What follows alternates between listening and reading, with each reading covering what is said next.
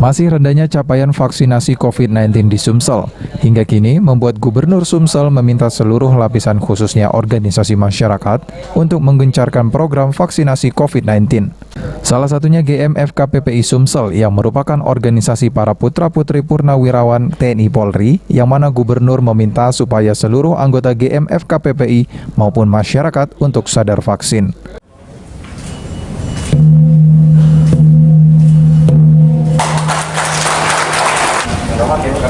Untuk foto bersama.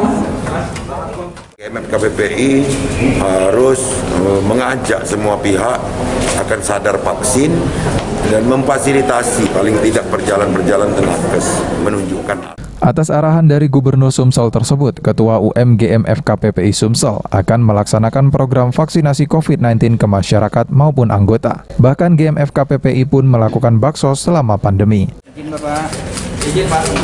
Boleh. Ya.